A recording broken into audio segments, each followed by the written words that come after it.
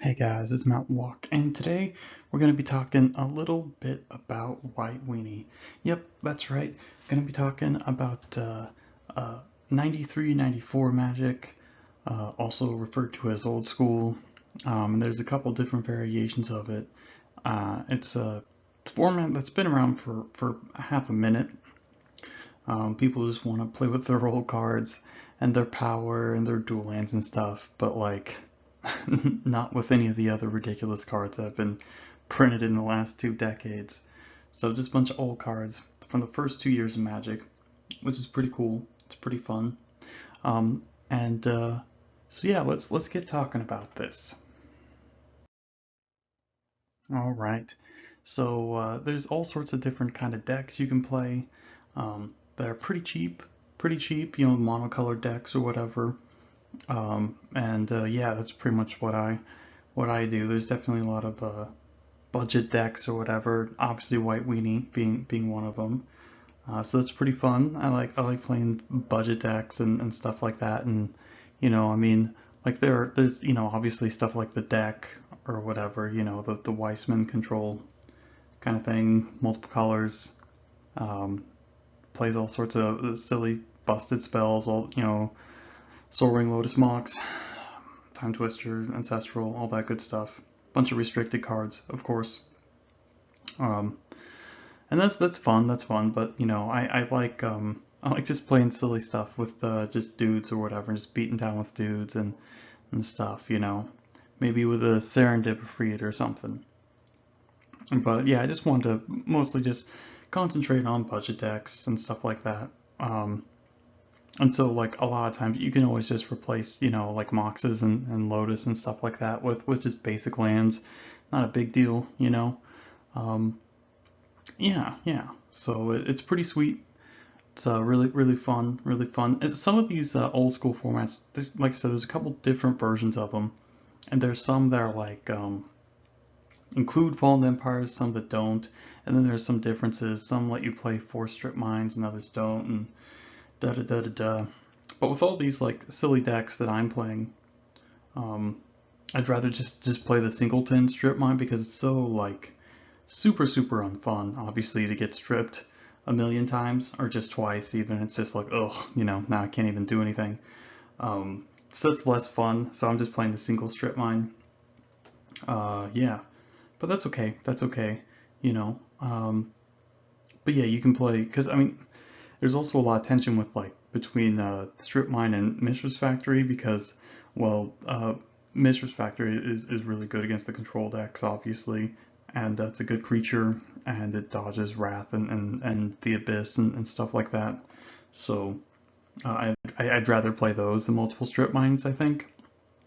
Obviously you can't play a million colorless sources, so yeah, that's what I wanted to do. But let's go ahead and get looking at this deck. Let's get a good sample deck list up here. Now, of course, like I said, this deck is pretty sweet, pretty awesome. But this list obviously has the Pearl and Lotus or whatever. You can always just end up playing, just 2 more planes, which is what I did with my sample deck list. Um, and in, oh yeah, I also had a couple other different cards.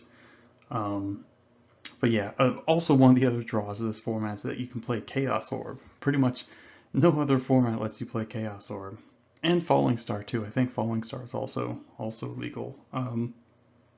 Yeah, Chaos Orb has a kind of a wonky errata. I think it depends on like which which version of the 93-94 format you're playing. But yeah, you still drop it, and I don't think you can move stuff. I don't know. It's kind of wonky, but Chaos Orb's kind of expensive too, so I don't play that either. So I just play a bunch of planes, factories, and a strip mine. Yeah. Oh well, no biggie.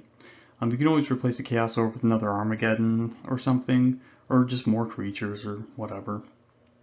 But yeah, basically just a white weenie list. 4 swords, 4 disenchant, balance Gaddon. Balance is pretty good, especially like since there's a lot of stuff about like card advantage, and that's really important. This will help you get back to parity If you only got like, all your stuff gets killed and whatever, so you can like bounce them down to like 2 lands and like no cards in hand or only a couple of cards in hand and stuff. And of course it'll let you kill like creatures too. Of course, if they kill all your stuff, they drop a thing, then you can like bounce and they'll kill their Serra Angel. Speaking of which, Serra Angel's a pretty great creature in this format. I mean, obviously it's a little expensive, especially if you're not playing stuff like Soul Ring or whatever. Soul Ring's pretty good in this deck too. Pretty good in this deck. Helps you ramp out Armageddon. And also, really, the biggest thing I found was like activating Mishra's Factory. So if you have like multiple factories, Soul Ring's pretty good there. I don't think you have to play it, but it's pretty nice. So it can help a little bit. But I also I have, like I said, a couple different creatures. I guess we'll get to that in a hot minute. And then all the different sideboards for these decks are like super different. All sorts of different cards. But yeah, a lot of this probably doesn't look too weird. Dust to Dust and Divine Offering against like artifacts, Wrath against creatures and stuff, and Cop Red against red decks. Lifelink is good against other aggressive decks. Put a Lifelink on a Serra Angel. Oh man, now we're talking. But this deck is really cool because like you have to play a lot of really good cards. Obviously, like Savannah Lions and White Knight are pretty good just on rate. Thunder Spirit's okay too. You don't have to play anything that's really embarrassing. Although I'm not 100% sure about Clergy of the Holy Nimbus. Like 1-mana 1/1 should do something. But yeah, nothing here looks too weird. Obviously, like the Crusades really help against Wrath effects because you don't have to obviously put as many dudes on the board. So like 2 dudes and a Crusade is pretty good clock. And of course, multiple Crusades are great. Yeah, just watch out for discs. That sucks. Well, discs in general aren't that great against you, of course, because you have Disenchant. Disenchant's great because it can act like a Stone Rain against other Moxes and stuff, and it's good against Juggernaut, Suchis, as well as, of course, Nivendrel's Disc itself. So, yeah. So let's look at some extra additional cards. All right. So, like I said, sometimes they don't allow Fallen Empires, but I think it's obviously there's no reason not to run Fallen Empires because you can't play Fallen Empires cards in pre-modern.